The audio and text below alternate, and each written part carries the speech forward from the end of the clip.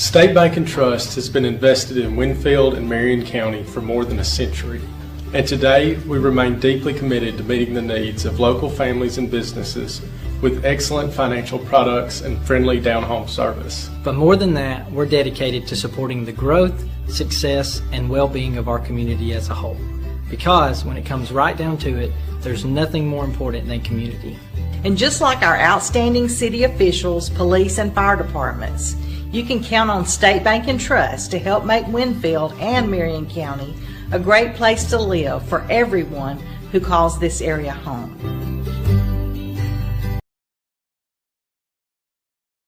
Hello everyone, this is Chuck from Span Hardware in Winfield, Alabama. Good to be with you today, and I just want to let you know we've got some new things this year for the spring season. As you can see, Stihl now has the lawnmower. We're going to have a full line of the Stihl zero-turn mowers. We have a full line of the Stihl weed trimmer and chainsaws. Just about anything you need to maintain your home this spring and summer. From lawn and garden equipment to paint to hardware, anything you need. Come see us. We'll help you if we can. Thank you. This is Eric Simmons from Furniture Depot. We have a store in Guin and Fayette. We've been serving the people of Northwest Alabama for 23 some odd years. We'd like to be your furniture store if you'd let us. And we'd like to thank you for your business this past year and invite you to come and shop with us this coming year and for the years to come. Merry Christmas and have a Happy New Year. Hello, Lee Hines here, owner-operator of Alexander's Heating and Air Conditioning. We've been family owned and operated since 1954, proudly serving Marion, Fayette, and Lamar County. We are carrier factory authorized dealers, but service all makes and models. We specialize in residential and light commercial HVAC systems. So as we get ready to enter another hot Alabama summer, please remember Alexander's Heating and Air for all your HVAC needs. Tom Bigby Electric Cooperative was formed for the need for electricity to the local citizens that were living in the rural areas of Marion, Lamar, and portions of Fayette counties. This line consisted of 12 miles and 22 consumers on the road from Guin to Sulligent. Between then and now, there has been a lot of hard work and dedication from a great number of people to make this cooperative what it is today. Tom Bigby Electric Corporation would like to thank each member. You can contact us today at 205-921-6712. Your story starts at Bevel State Community College. Whether you are just starting out or starting over, Bevel State has an opportunity that is right for you. With 5 locations serving 7 counties. You don't have to go far to start your own success story. Plus, with tuition lower than 4-year colleges, you won't need to spend more for a great education. Visit us online at bscc.edu to learn about your options for seamless academic transfer and high-demand career tech and health science offerings. Let us help you tell your story. Enjoy our amazing on-site restaurant and bar with a lunch buffet every Sunday. Relax with a quick getaway with your family and make a splash in our outdoor pool. Book your next event with us. Call us at 205-468-4625. At Bowen Funeral Home, we understand the importance of a personal commitment to provide quality services and products with value to meet every family's need. You'll find very caring professionals that truly desire to offer dignified service and true value that families need and desire during the loss of their loved one. With our newly renovated facilities, services, and quality merchandise, you can rest assured that we stand ready to meet the needs of your family in honoring lives lived. Bowen Funeral Home is located at 981 Alabama Highway 253, just south of Winfield High School. Call Tommy Bowen, Certified Funeral Service Practitioner, at 205-487-4327. This week, we appreciate each and every one of them. Give them all the skills and the courage to do the jobs that they have to do. In your name, amen. I pledge allegiance to the flag of the United States of America and to the republic for which it stands, one nation, under God, indivisible, with liberty and justice for all.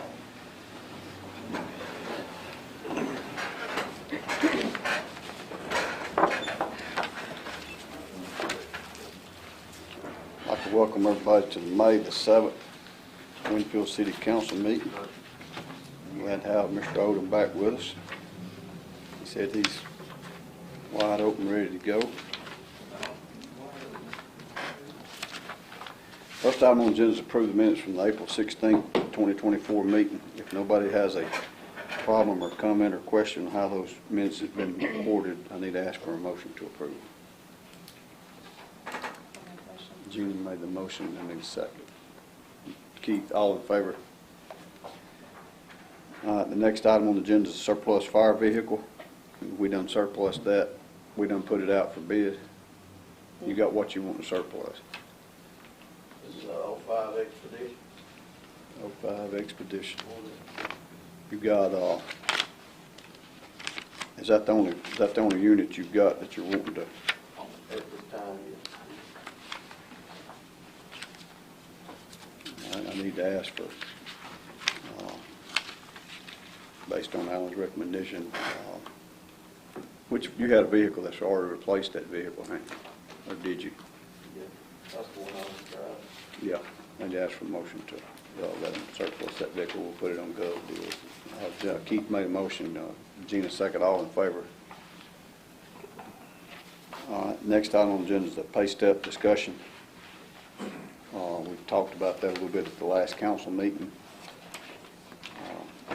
Has everybody been looking over that pay scale, or are y'all ready to discuss it? No, I didn't get them. Do you want me to? Yeah, you guys bring it here. I'm sorry, I thought you wanted to bring it.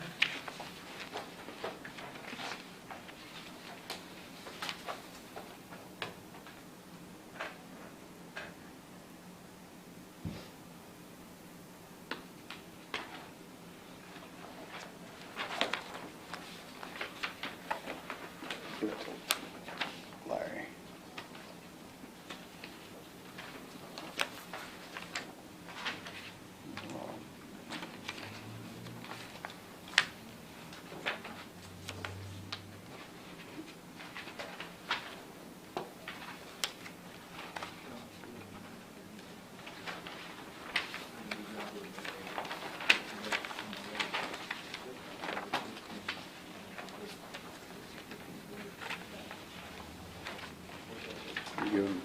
Everybody got one?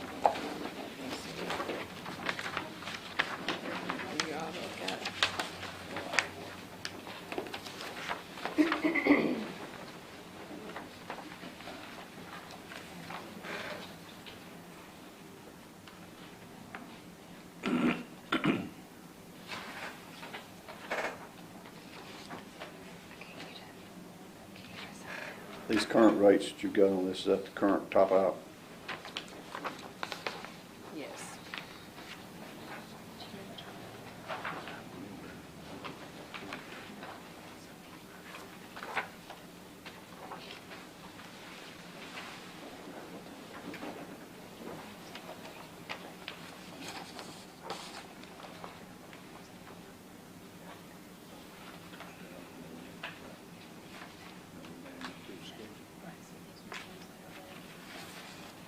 What's in green?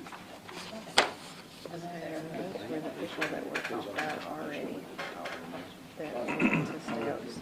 So he'll talk, what do you mean, that he's done reached that amount? No, on the one before this, they were talking about.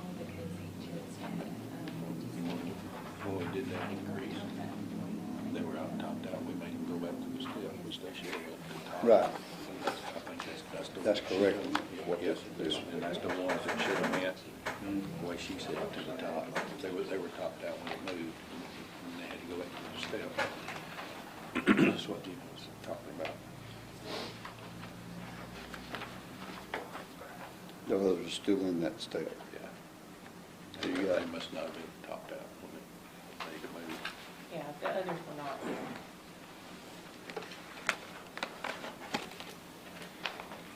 I think that's how, I think that's what needs, I think that's what needs to happen. The only thing that we don't have on here. We got a set of pays, we got a set one on here. For the assistant. Yeah. Police chief, we don't have. Because we were lacking in that position. I had to set it up. So this right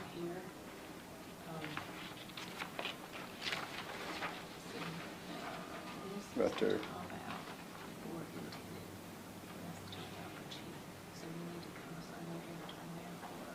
think they moved to 25.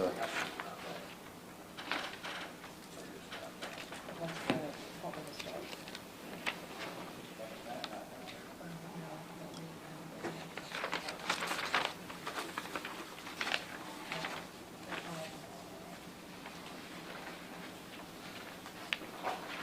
And that's the position that we didn't. Yeah. We didn't have to set that. I think that's what number I we had in did. mind. I agree with that 25. James, That's the number I had in mind. what this is, I don't know if anybody has, if they brought you up to speed about this. When we done the pay increase, the last pay scale increase that we set, people had already had topped out. And then when we set that pay scale up, we set the top out higher. When it went in the system, it went in that everybody had to step up to that. And we feel like that it wasn't right because the ones been here for 20 some odd years shouldn't have to be in a 25 cents every 6 month step. Those that you see in green, that's the one we were talking about that had the time in that should have just went straight to what that new top out was. They were already topped out. They were topped out already. So we just, And then we didn't have a set scale for the assistant chief because we hadn't had one in quite a while. It's my recommendation to the council that we set that assistant chief pay at $25. Because we've got, I guess we've got lieutenants at a higher rate than what the two that's under Brett Marcus, those are lieutenants or sergeant. What's their position? Here, I've got the. Investigator. One of them's investigator. Both of them investigators. Dustin, Justin, and Marcus. Marcus is the patrol supervisor. Okay. I feel like it's only right that assistant chief be right under the chief, and move that up $1.50, I think, because of the position change that he's took on more responsibility, and we didn't have anybody in that position for quite some time. Any thoughts on that, council? that was the number I had in mind also. Keith, you okay with the ones that we got highlighted in green to move them to that? I mean, this is my recommendation to the council, that we let these go to that top out pay because they were already topped out in the position that they were in, and then change that $1.50 on that assistant chief's position. I need to ask a motion to accept that. So we have a start and a top out on the assistant chief, and then we'll get and raise Right, his move it. position right now. Right, Okay. So here we go, top pay. right. Tim made a motion. I need to ask for a second to approve. Keith approves second. James, all in favor? I mean, that'll get that more in line, and I don't think it's right. I understand a step period for anybody with less years of service that's moved in. Appreciate y'all doing that. The next item on the agenda is old business. James, if you've got any. Larry? He's last. Always going in line. I'll skip around a little bit. Age and then beauty and then whatever. I don't have it. Keith? Is it on the? Land up by the interstate. It's right there. No, I hope y'all mind it.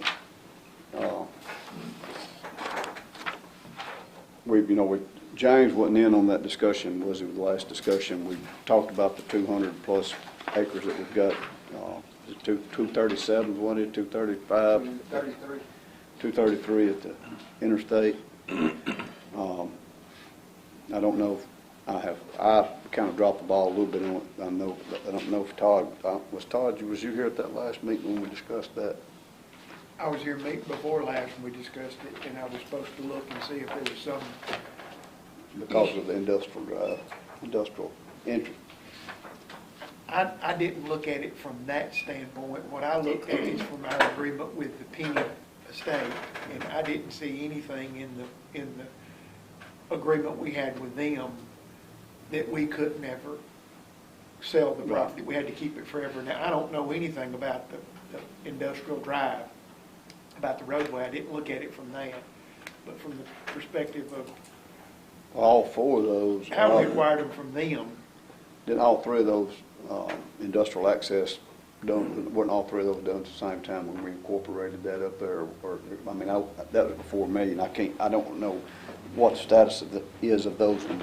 Well, I think that they were done at separate times because from memory, 2000 and 2001 was when the property purchase. So the property purchase wasn't even the same time. There was 12 or 14 months between the purchases based on the deed dates. Now that simply could have been the fact that some of it came from the girls and some of it came from the other side of the Penny estate. I don't know, but there was about a 14-month difference between the deeds. So that property on that side wasn't from the Lawrence property? Now, the property over there was from the Penny family. Because there's two different recordings in one, and the agreement was with the three girls and then Gray Land. So that's both sides of the Penny estate. That's where that property came from. The property in the northeast corner, north of 22 and east of 129. That property came from them.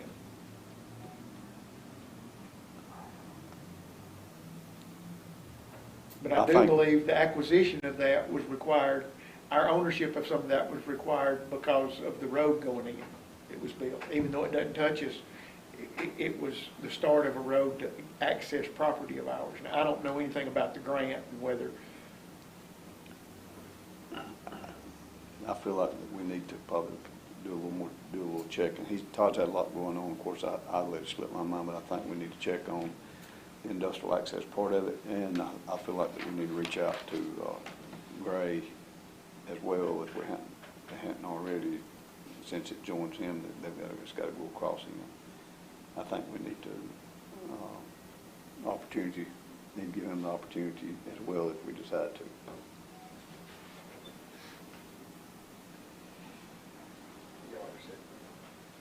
I figure, I just want to make sure but I would like to make sure that we're clear on that access. So we'll try to have that where we can discuss that next council meeting.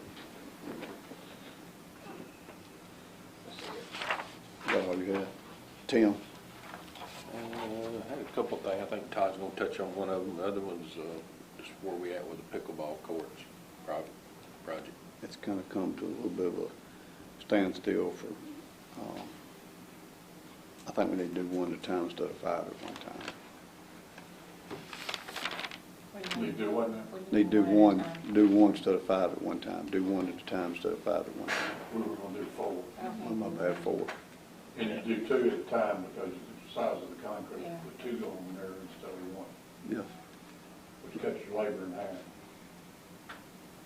I think we got it laid out where we want it. We know where we want that first 2.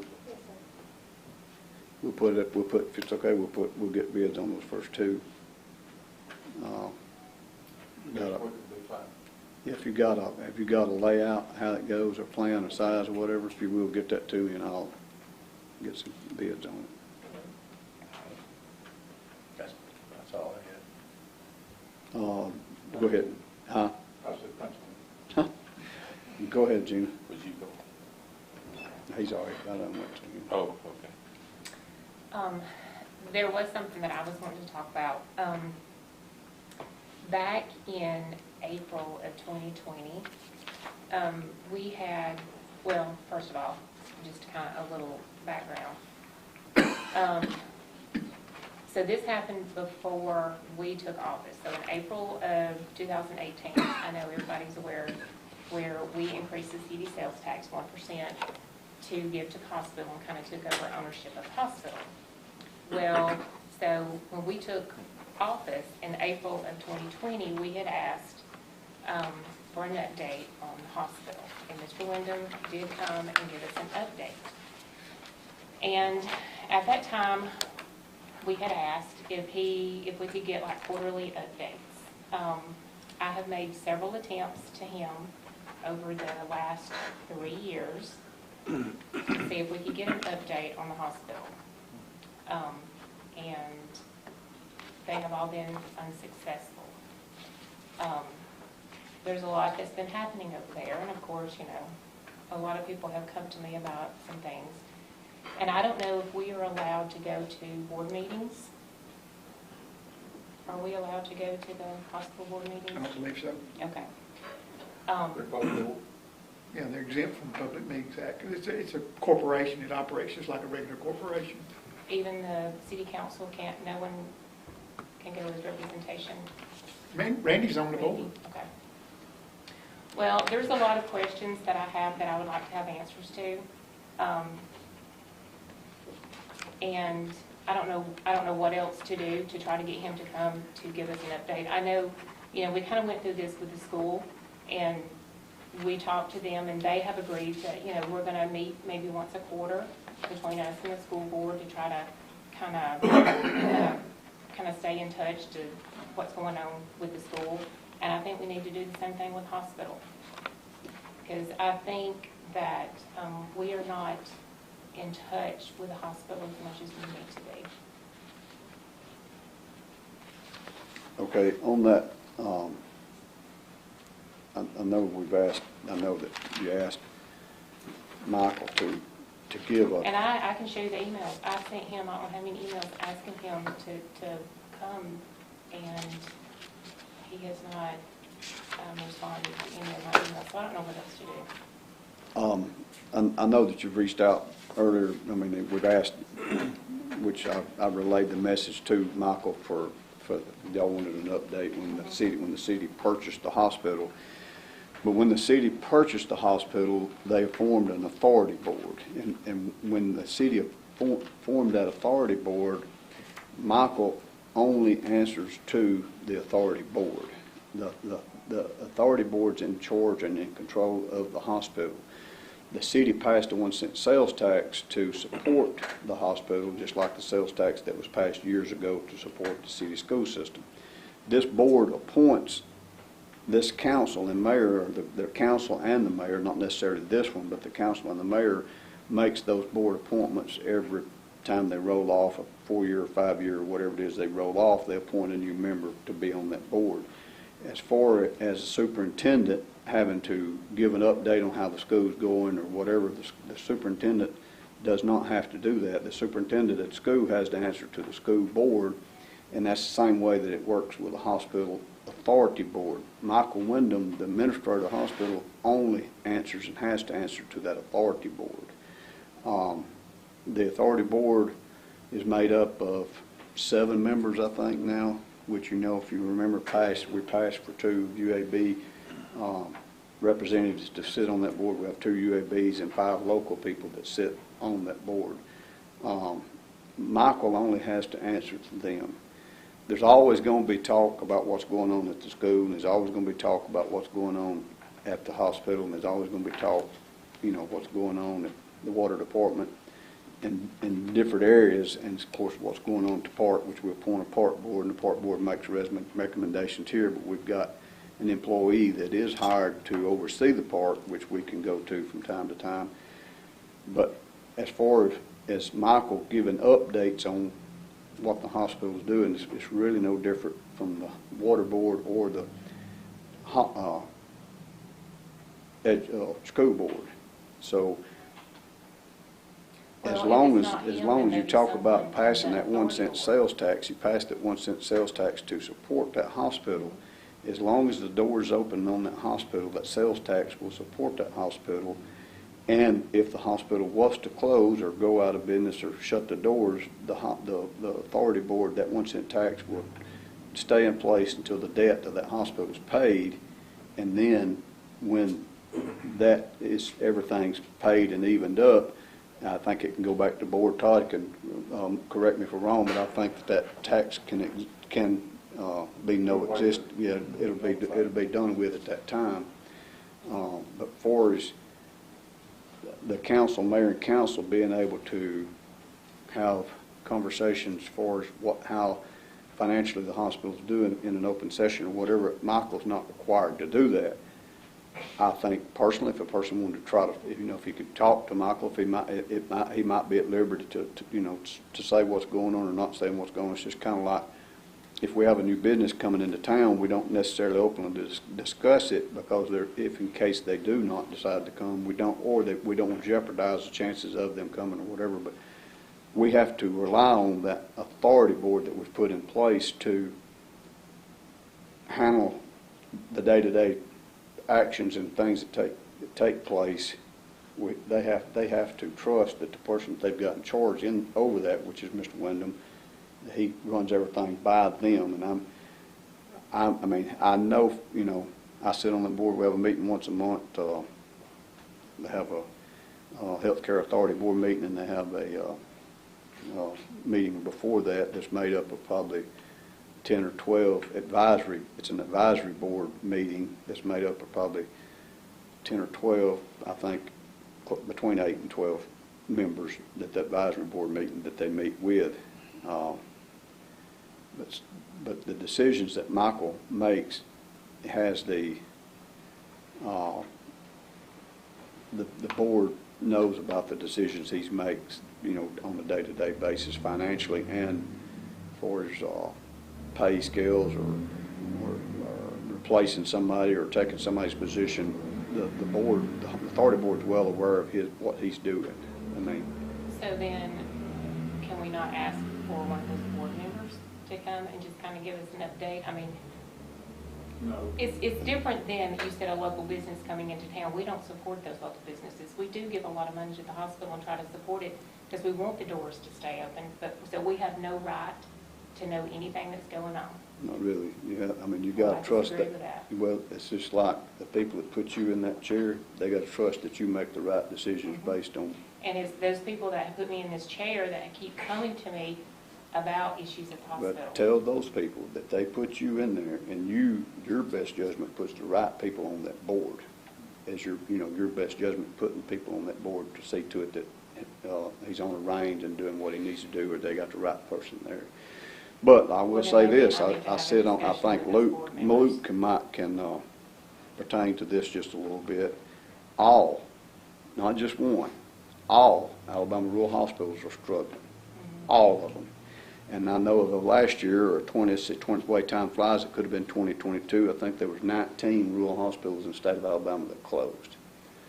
The problem that we have, I can give you an update. The problem that we have financially is this financial struggle with payback. When a bill is turned in to an insurance company, say the Blue Cross Blue Shield, we turn in X amount of dollars, everybody gets their bill, they see what was submitted, and they see what Blue Cross pays. You can't make them pay no more than what they're paying. Same way on Medicare and Medicaid. The reimbursements is killing rural hospitals.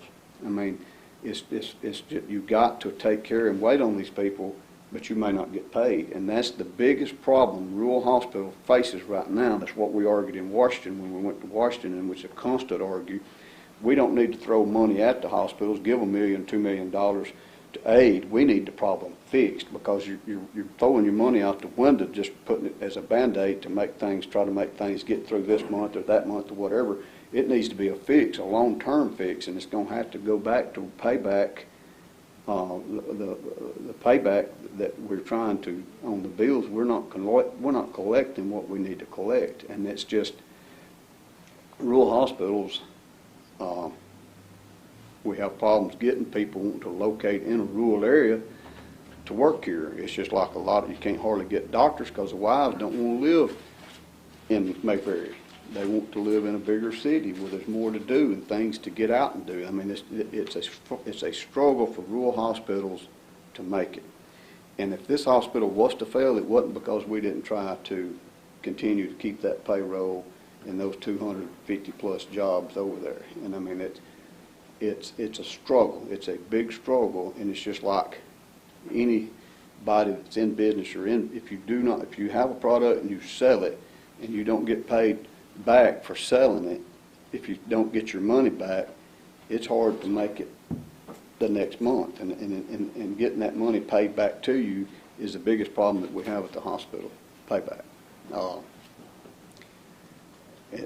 Unless it happens, I mean, this is I mean, we study all the time how to overcome the problem, and the bottom line is it's about money. I mean, I mean, I hate to say it. I mean, we've got people over there that's been there 25 and 30 years that still, their pay is at $10, $11 an hour. And I mean, they care about working here is the only reason they still be working. There ain't nobody hardly in this room going to work for that, go in every day at the same time, get off at the same time for that kind of pay. But rural America it hurts when it comes to trying to compete with, we just across the border, across the line over in Mississippi. During COVID, we had problems with keeping nurses because of what they were paying over $75 or something, $70, $80 an hour for a nurse. And you can't do that if you're not. And when we say that we don't have, we haven't deferred because we don't have beds, it's not that we don't necessarily have beds or have room. We don't have staffing. We don't have the staffing to keep the people here. I get tired of hearing that bird come in and the bird go out. I get fed up of hearing it. But if we don't have, we don't collect for what we do, it's going to be a constant battle to keep the doors open. And I think that Wyndham has done a pretty good job of keeping the jobs that we have kept there for the amount of money that he's having to work with, that he's got to work with. And I continue to ask the people in the city or whatever to support this hospital, because you don't know what you got until it's gone a lot of times. I mean, I would hate to see Winfield without a hospital. It hurts us for us trying to recruit industry. They want a hospital here. They want one close. I've had to make emergency room visits up there before myself, and I mean, I figure about everybody in here has, and a lot of times it's been a good experience. Sometimes it's been a bad experience, but every time that I've been, it's been a pretty good experience. I mean, they've got me back to where get back to where I need to be and doing what I need to do. But for as Wyndham, he really has no rhyme or reason to have to answer to you, because he has to answer to that authority board. Well, I didn't say have to answer to me. I'm just saying there are some questions that I would like to have answers to, and it's not just me personally. If you want to, send me the list. Oh, I have a list. Give me the list, and I'll see to it the best I can for us. It's not just rural hospitals, because one of the nurses I had there, Tuscaloosa, was from Cameroon. The other one was from Singapore. They were traveling nurses. Tuscaloosa, Alabama, from Cameroon. That's a long ways off, I think. Yeah, I mean, it's not going to be ever a quick fix. I mean, things get so far out of hand until it's just a struggle. And I mean, I can remember back in the 80s when I had my bad accident, Caraway was there. I mean, Caraway, the city made money with the hospital when Caraway was there, but things just went terribly a different direction since then. I mean, it's just, we partnered with UAB. I mean, we partnered with St. Vincent's. We're trying to,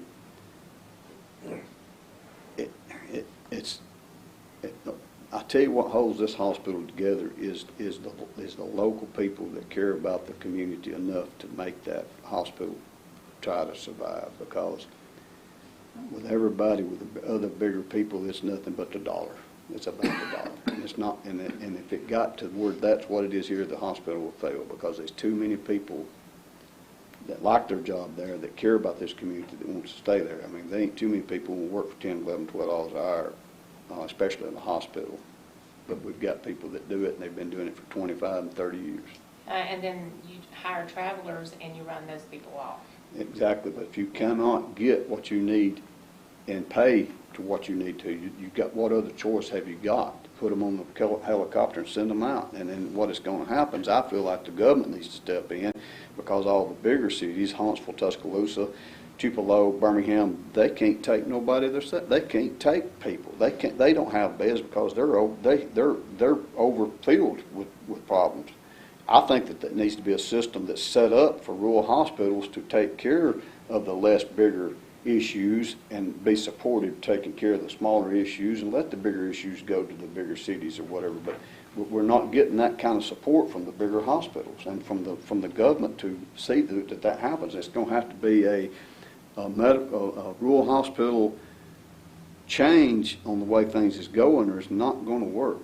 I mean, I think the more it closes, the more may have a better chance of surviving. Let's just say if you got one that's 18 miles south of us, one that's 20 miles north of us, if one of those or both of those fail, it's probably going to help our business a little bit. But we don't want to see that hospital fail, and we don't want to see that hospital fail, and we dang sure don't want to see ours fail. But it's going to have to be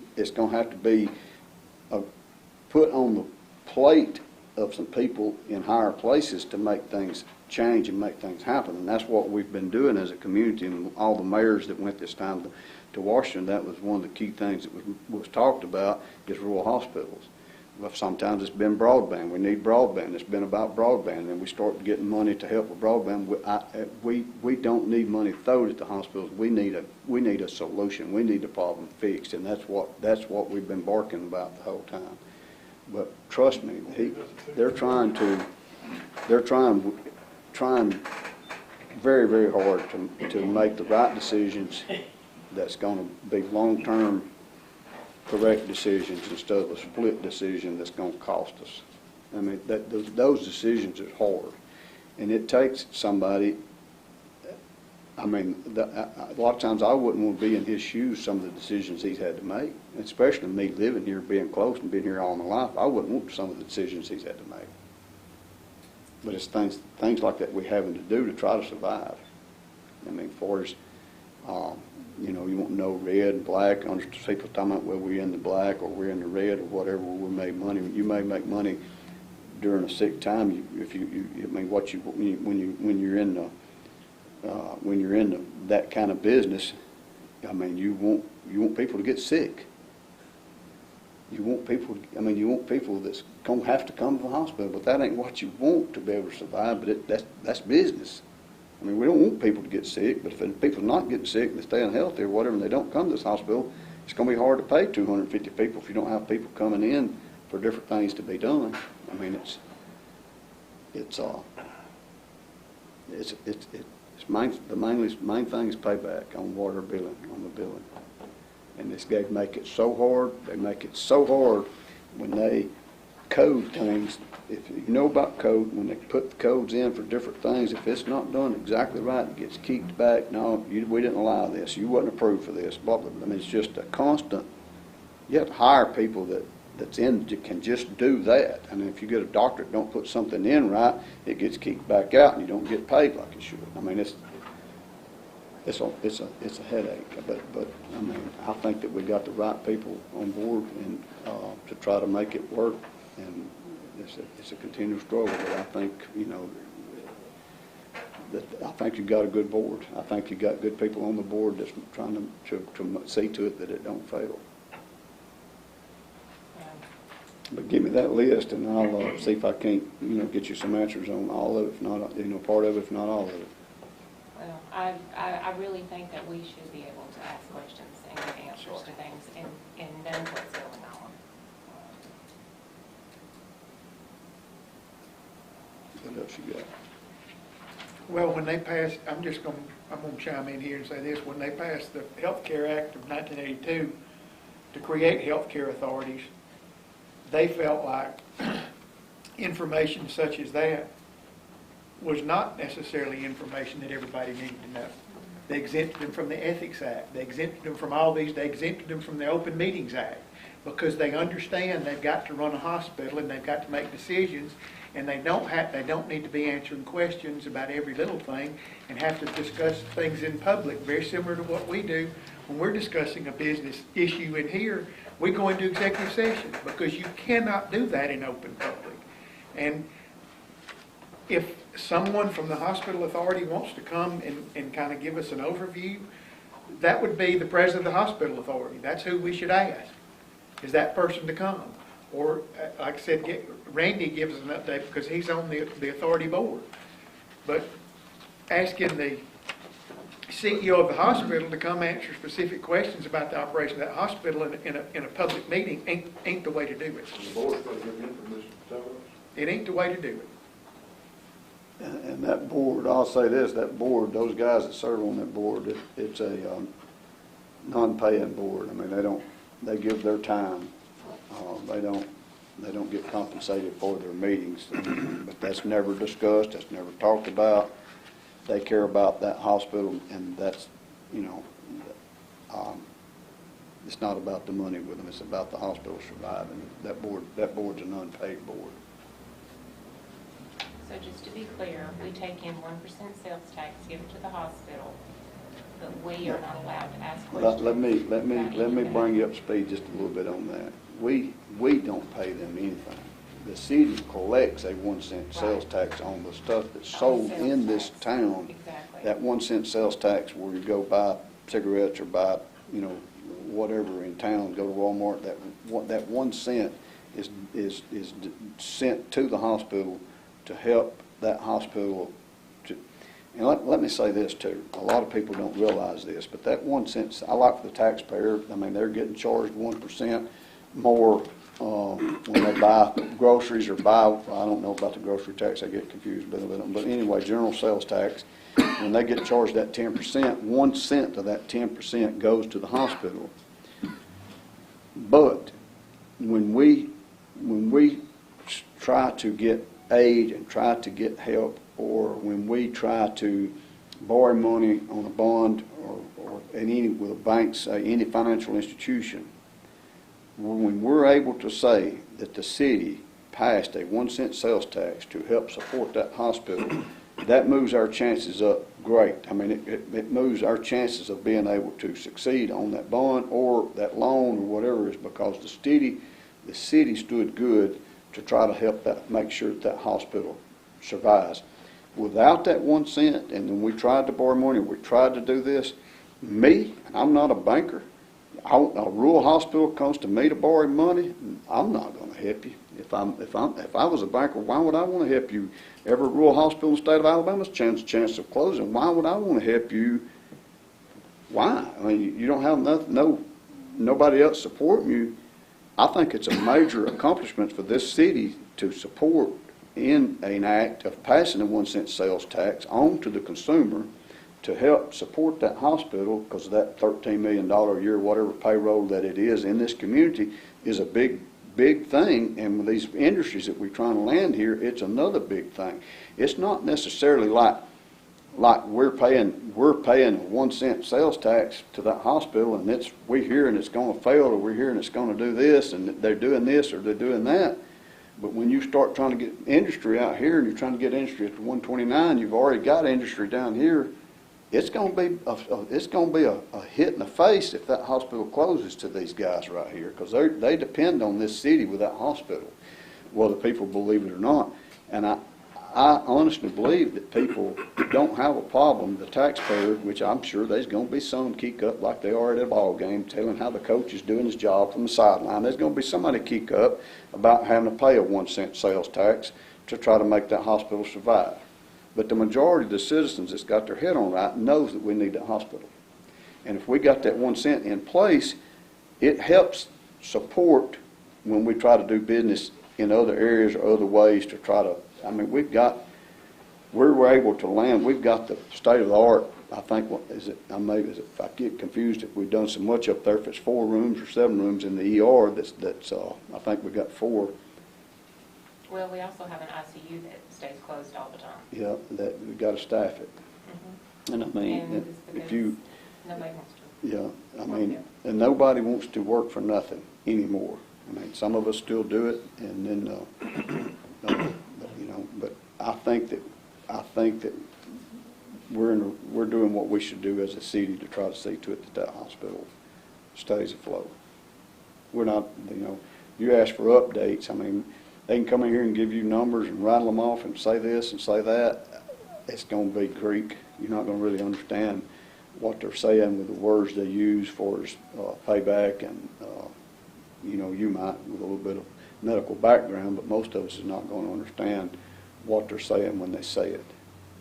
As far as how what numbers were. I mean, you can understand bad debt, you can understand cash or out of pocket, self-pay, you can understand those words, but when it comes to what insurance companies does and workman's comp does and different ones, I mean, it's different. So maybe I should just request a meeting with each board member. and see Or if just they- like Todd said with the chairman, the director of the board, I will do that. because he's been in the hospital business, he's been on that 40-some plus years, Todd is, I believe. Jim's been in the hospital. Yeah, forever. And he's very knowledgeable of what, we're very fortunate to have him on the board. Well, it's just kind of different when you're sitting in one seat and when you're sitting in another. When you're actually on the floor, you see things at one level. Sometimes people who sit at a different level don't see those things. And And when it comes to the That's finance of what's the being hospital, brought about to 95% is yeah. on that other level. I promise you. well, I'll see if I can plan a meeting. Yeah, like I said, still get me that list. I'll get it to you. You got anything else? All right, Todd, your turn. The only thing I've got, Mayor, is the, Is so that, I wanted to give, is what while you're getting it out, is that maybe what Todd's talking about, has everybody got a chance to look at the work that Brett's been working on for us? Everybody's looked at that, so we need to vote, and we need to pass those, 5, 6, 7, or what?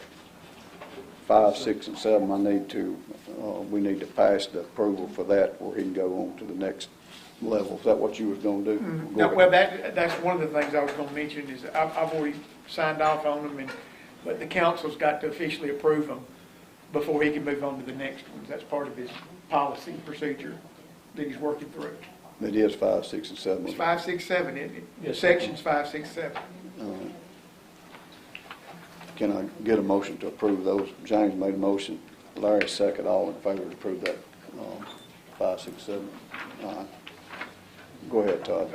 The first thing, Mayor, is we've got the signed and executed lease agreement with option to purchase back from Tiffin with their signatures on it. Need the mayor's execution, and then the development and job creation agreement. And y'all remember, we had a discussion and approved some minor changes, some wording changes is all. And I have, we told them to go ahead and make those changes, and we would approve it. And I have looked at what is signed, and I've compared and reviewed what they've signed and sent back with the red line version that they sent us that we went over. And those changes are made, and I've looked at them line by line, and this is what we agreed to. And in both the development and job creation agreement and the lease agreement. So the mayor needs permission to act on and endorse both of those on behalf of the city. I need to ask for a motion to let me sign these. James made a motion, Larry second, all in favor. And the final thing, Mayor, is for Tim Garrison. He had asked me to find out about and this is, I guess, something that he was going to talk about in old business, but didn't because he knew that I was getting an update. But on the gym project, the city gym project, according to the architect I talked to today and met with him for a little bit today, the geotech, he was actually in Winfield for a bid opening on the roof project, and then the school's going through and they discussed their situation, the football field and track and everything. And the geotech work on the proposed site, Luke should have that ready within the next week, so we can move forward with the geotech work on it, because we're probably going to have to pull some samples, and we may have to do some work compaction work to get it ready for a building to go on it. But the plan is that to do the grading package and have a grading package that he calls a mass grading package, because they want to do the grading packages for the gymnasium and the football stadium improvement facility at the same time, because you may have to borrow from one for the other, that moving that dirt. So, you know, it'd be best if we do them together. So they're getting a grading package together that does the grading on both of them at the same time. And the plan is to have that ready to be bid before the end of June, so that we can get started with that work during the summer and during the dry part of the year. So that's the plan, is to get the grading bid package out by the end of June, in hopes that we can start pretty soon thereafter with the grading in both places. So that's kind of where we are on those projects. So he's keeping it going in line with the schools project, so that we can be kind of hopefully we get the economy of scale. Have a lot of work going on at two sites that are very close together at the same time, that we get a little better deal for both parties. Is that all you got? Yep.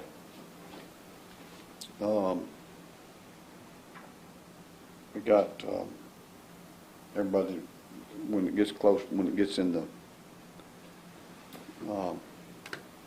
summer months, if anybody, sometimes we need to double check our council to be the 21st. Is everybody still good? I mean, a lot of people, a lot of times go out of town at the end of May, June, July, and I want to make sure everybody's good for the next council date. Okay, let's go back to, I've got one thing on old business, on the signal lights, traffic lights that we had, that we 43 of them. 45 of them. I think it's because we might put them all, listed them separate, because we thought that'd be the best way to do that. Nobody, we was unable to do that. I think what we need to do is put them out for sealed bid. Let's run an ad in the paper that we're going to take sealed bids for these 43 traffic lights. We've had some people that had shown interest in all of them. We've had people that's shown interest in one or two of them. So I think we need to put it out for sealed bid and then open them for the next council meeting. We'll open the bids for the next council meeting. I was going to ask Todd, and I'll ask the council what their decision is instead of putting them in one group sum, if we put it out for bid, we need to, let's just say that Luke wants one light, and there's 43 of them. We need to word it to where if let's say that somebody wants all of them, but Luke's willing to give $100 for, say, or $150 for a light, but somebody's going to bid on the whole package and they don't want to give but 50. We need it worded, or we, if somebody says they'll take them all for one amount of money, regardless if somebody wants one, we're going to sell them all one money. Down here's got one they're asking $250 for on Facebook. So. Well, he's in. Yeah, but these have also been in the storage building forever, just jumped up in a pile, so, I mean, we just need to get rid of them. I'd like to see every one could get one if they bid on it right or whatever, but let Mike Sherman chime in a little bit. Well, there's three types of lights made. There's a 3 light, there's 36 of those. There's a 5 light, there's 7 of those, one of which is cracked. And there's a 2 light, there's 2 lights. There have been some local business people that's expressed an interest in recent days. And the question was asked, and I said, it's not me to answer, it's for y'all at the table. They said, can it be done so if you're the high bidder, you get, if you bid, say, $50, that's the high bid on the 3 lights. And you want all 36, you pay 36 times 50. Or if you, for the high bid, and you want 18 of the 36, you pay 18 times 50. And the second bidder then gets the choice of how many he or she In most places, when you bid a lot off, you bid $50 for each one of the 50 of them, and you buy all 50 and get that price. Right, I mean, there's different ways to do it. I just need guidance. I bought 100 computers that way. Yeah.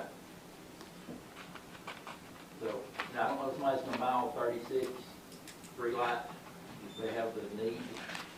They might have seen that they get it. Would there be a way to put, sorry to chime in from the peanut gallery, would there be a way to say, like, you can bid on up to a certain amount of lights, but you can do multiple bids? So you can say you bid on up to 5 lights, then if you want another group, you can bid on more. That'd be really complicated. Yeah. Mike, the 36, lots of 6, or lots of 3. Lots of 3, because that's, you know, me the lawyer, that's easily divisible, okay? Yeah. It's either 6 or 12. So say 6 lots, 6. Or 12 lots of 3, and they can bid on as many, but they can't get 2. Okay, because 2, you're getting 3. Lot number 1, and there's 3 in it, you get lot number 1. And if you come up here and you see lot 2, you say, I want that one right there. You bought this one right here. Right. Right now, they're numbered 1 through 46. We sold one of them. So it'd be easy to divide them. And your 5 lights, your 7, so you probably do 3 and 4. One of those is cracked. Probably 4. Well, I mean, you know, if you only got 7, you can do them one at a time. If you want to, and the 2 lights are just 2, you can do them one at a time. But do the 36 in lots of 3 or lots of 6, and just, that's what they bid on, is the lot. Makes it real.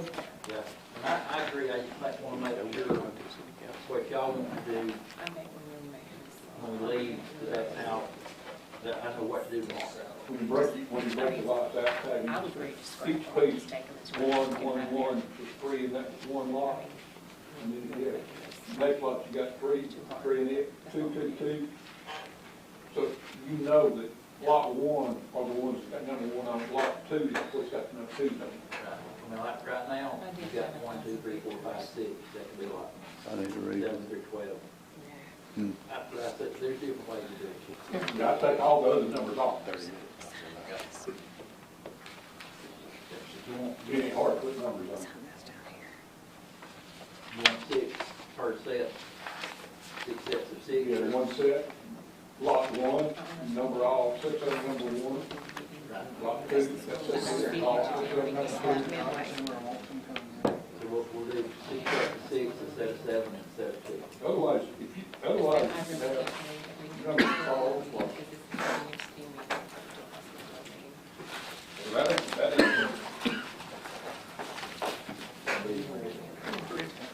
All right, how we gonna do it? I do it.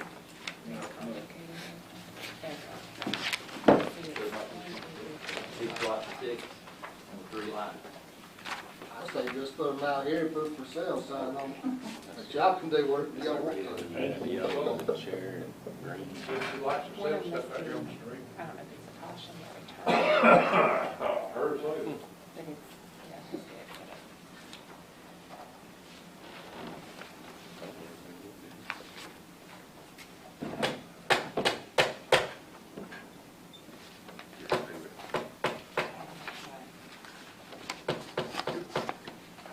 I think y'all can give him permission to, if you want to do them in lots, and you can give him permission to lot them up, and he can determine the best way to lot them up.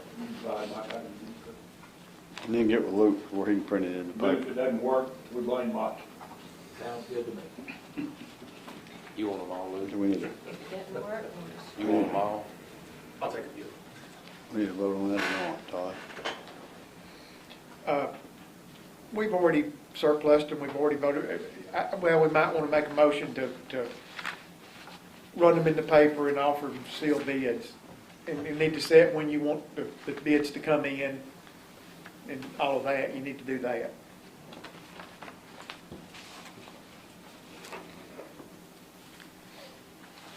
I need to ask for a motion to do that. Got one from Keith, a second by Gina. All in favor?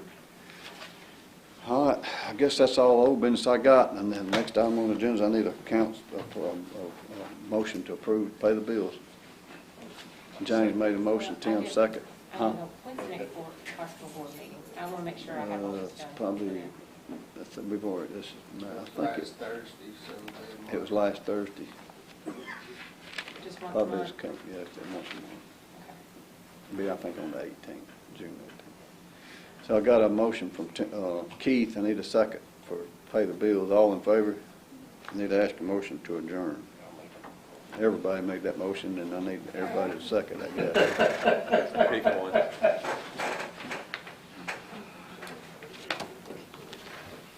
What did I forget? State Bank and Trust has been invested in Winfield and Marion County for more than a century, and today we remain deeply committed to meeting the needs of local families and businesses with excellent financial products and friendly down-home service. But more than that, we're dedicated to supporting the growth, success, and well-being of our community as a whole. Because when it comes right down to it, there's nothing more important than community. And just like our outstanding city officials, police, and fire departments, you can count on State Bank and Trust to help make Winfield and Marion County a great place to live for everyone who calls this area home.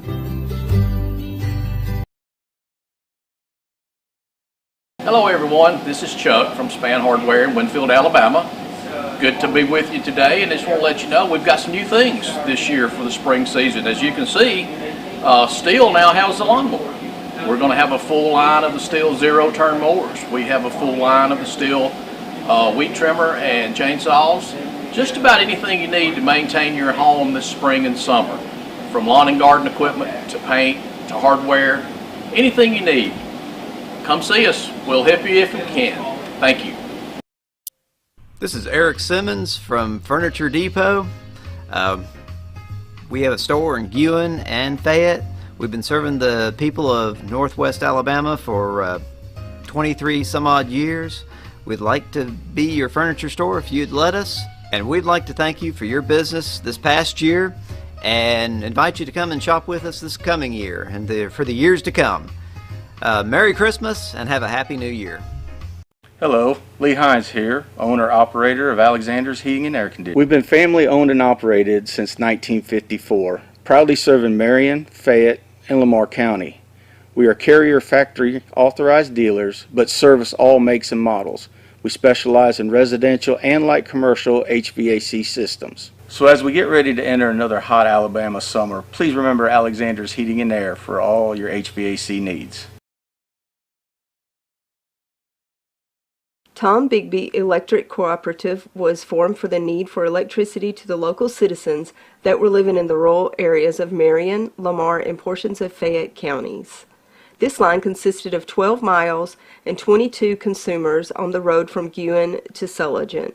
Between then and now, there has been a lot of hard work and dedication from a great number of people to make this cooperative what it is today. Tom Bigby Electric Corporation would like to thank each member. You can contact us today at 205-921-6712. Your story starts at Bevel State Community College. Whether you are just starting out or starting over, Bevel State has an opportunity that is right for you. With 5 locations serving 7 counties, you don't have to go far to start your own success story. Plus, with tuition lower than 4-year colleges, you won't need to spend more for a great education. Visit us online at bscc.edu to learn about your options for seamless academic transfer and high-demand career tech and health science offerings. Let us help you tell your story. Enjoy our amazing on-site restaurant and bar with a lunch buffet every Sunday. Relax with a quick getaway with your family and make a splash in our outdoor pool. Book your next event with us. Call us at 205-468-4625. At Bowen Funeral Home, we understand the importance of a personal commitment to provide quality services and products with value to meet every family's need. You'll find very caring professionals that truly desire to offer dignified service and true value that families need and desire during the loss of their loved one. With our newly renovated facilities, services, and quality merchandise, you can rest assured that we stand ready to meet the needs of your family in honoring lives lived. Bowen Funeral Home is located at 981 Alabama Highway 253, just south of Winfield High School. Call Tommy Bowen, Certified Funeral Service Practitioner, at 205-487-4327.